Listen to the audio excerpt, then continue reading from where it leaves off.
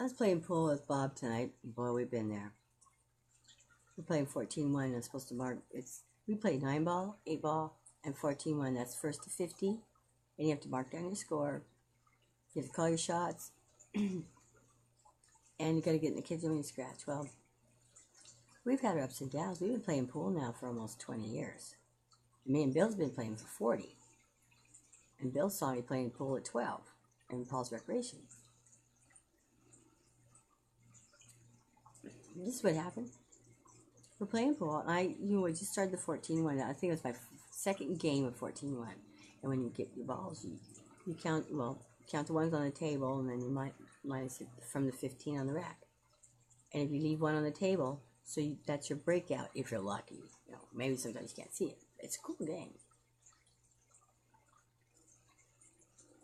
You didn't write your score up on the board. I said, Bob. I said, I'm sorry. I said, Bob, come on. And I took the cue stick, and I've done this a million times. Just kind of lean back. I got the touch of a nightingale, whatever that is. And it just rolls gently down there.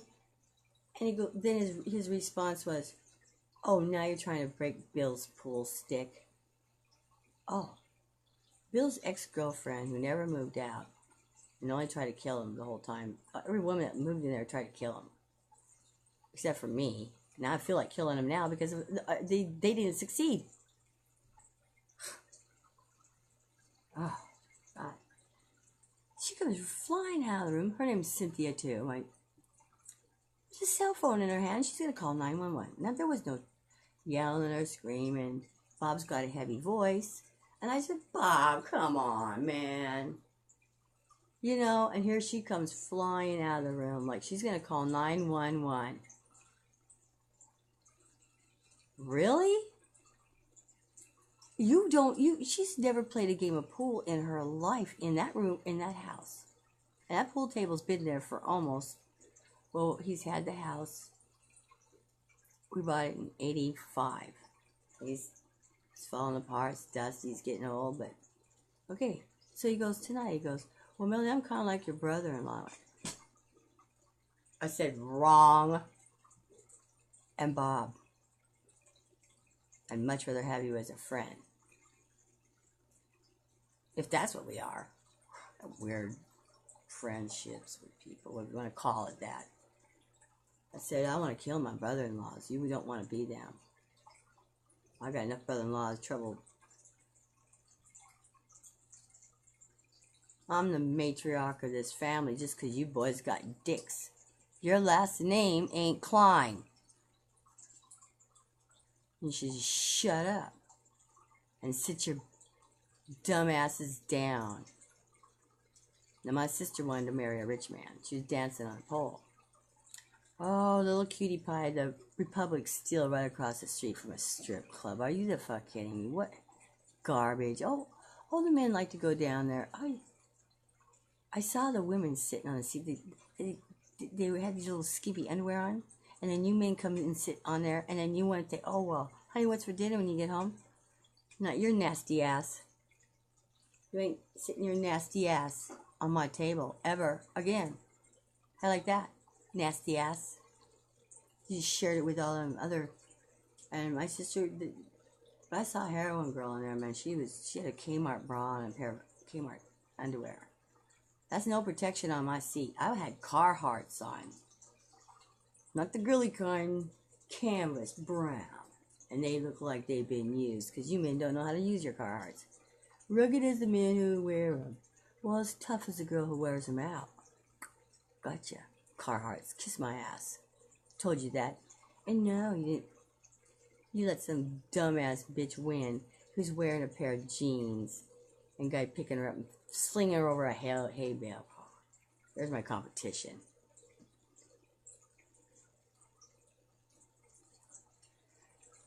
But now, moving right along, then she tried to put herself in medical school. Then she found out she had to drive like 100 miles and make $10 an hour and wear out her car. And then they bought it. Then they got their $56,000 from his mother, and so they started building a house, and that's really cool. And then she came over. He makes $6,000 a month, and I was staying there. My husband was dying, And, well, I'm not going to use that as an excuse. So people were very kind to me to do what they did. I don't forget that.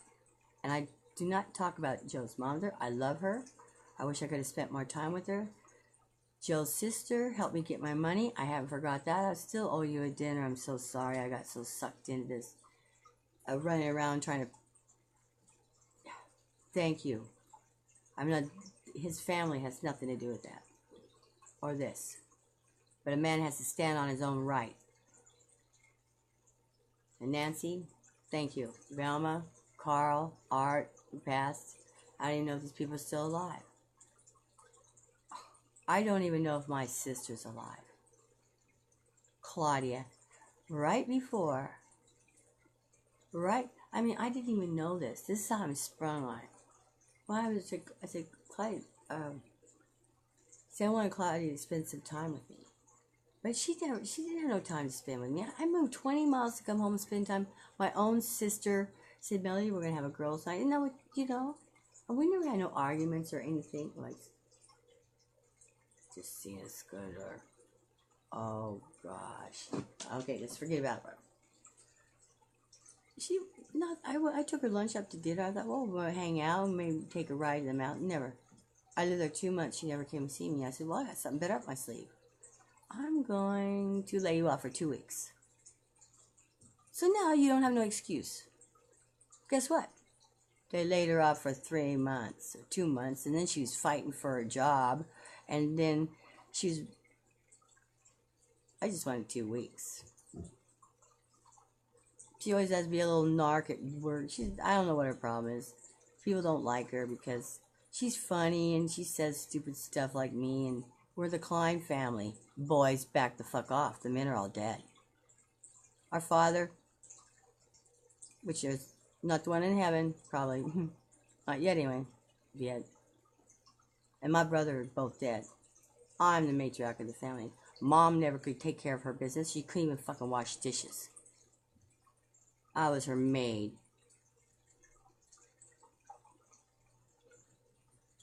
So she came over and asked me, hey, what did the kids do with all their money? She's calling them kids. She came over and asked me. Wasn't sticking my nose into their financial business. It was shocking. This man makes all this money a month, and they had made a payment of $265 a month for the last 6 months, and she was just wondering what the problem was. Felt embarrassed to have to come over and ask him to make $265 payment.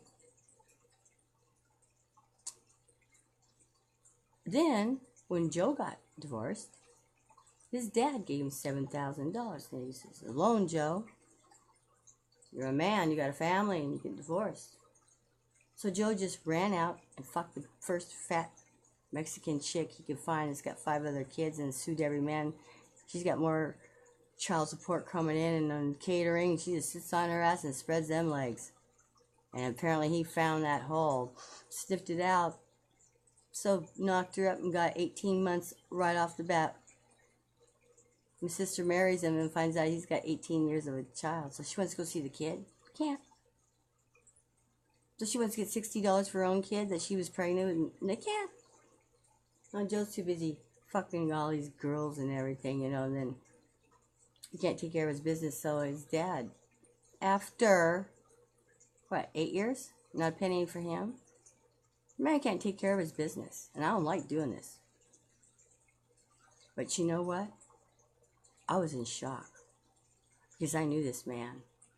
I sat right across from him while the whole family was not paying attention to him. That was his only alive a week. And we discussed fruit salad recipe. And I made him laugh. This is how he sat. This dinner was supposed to be for him. He's dying. And it was Velma's first husband, Joe's real father, all the kids' real father. And then she married a guy named Art. No, Art's the father. No. Oh, guys. I think Art's the grandfather. The first husband, he died, and then Carl. No, this other fella, and then Carl. She's a cool woman, though. I love her, man. One of the good old girls, man. You just don't find them kind of women anymore.